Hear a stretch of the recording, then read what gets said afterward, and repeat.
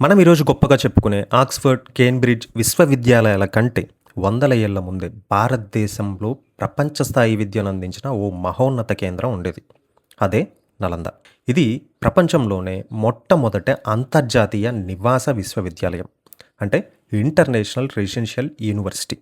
విద్యార్థులు అక్కడే ఉండి చదువుకునే సౌకర్యం ఉండేది. నమస్కారం ఫ్రెండ్స్.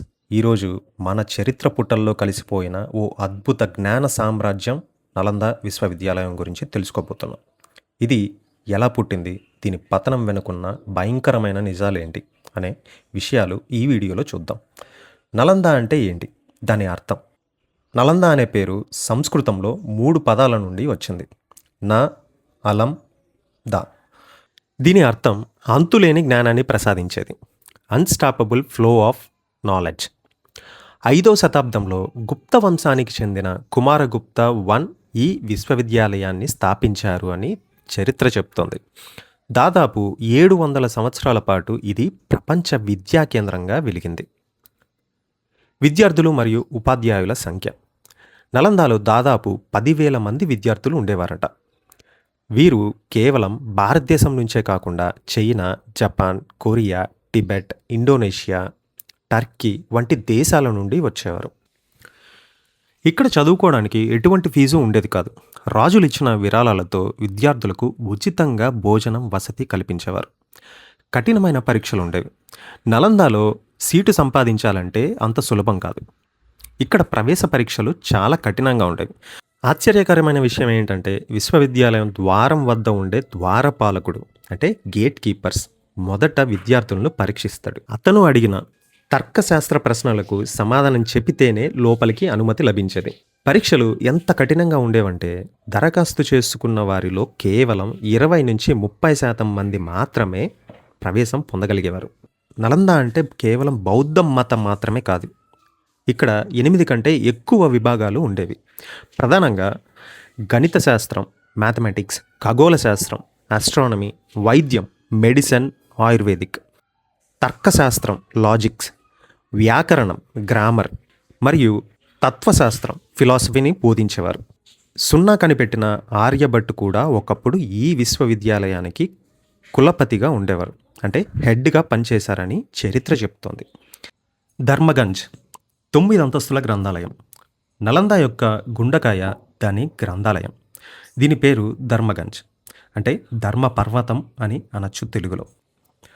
ఇందులో రత్నసాగర్, రత్నోదది, రత్నరంజిక అనే 3 భారీ భవనాలు ఉండేవి. ఒక భవనం ఏకంగా 9 అంతస్తులు ఉండేది. ఈ గ్రంథాలయంలో సుమారు 90 లక్షల రాత ప్రతులు ఉండేవి మరియు పుస్తకాలు కూడా ఉండేవి అంచనా.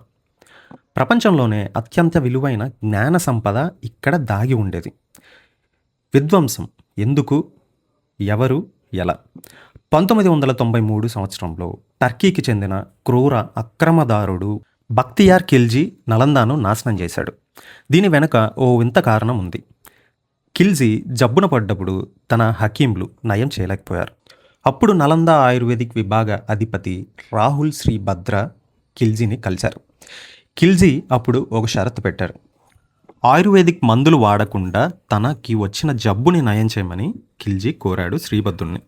రాహుల్ శ్రీభద్రుడు సరే అని చెప్పారు. కానీ ఒక షరతు పెట్టారు శ్రీభద్రుడు. పొద్దున, మధ్యాహ్నం, సాయంత్రం ఖురాన్ చదవమని చెప్పారు. దానికి ఖిల్జీ సరే అని చెప్పారు. కొన్ని రోజుల తర్వాత తనకు వచ్చిన రోగం నయమైంది. ఎలా నయమైందా అని ఆరా తీయగా తను రోజు చదువుతున్న ఖురాన్ ద్వారా తనకి ఆయుర్వేదిక్ మందులు ఇచ్చారు అని అర్థం చేసుకున్నారు ఖిల్జీ.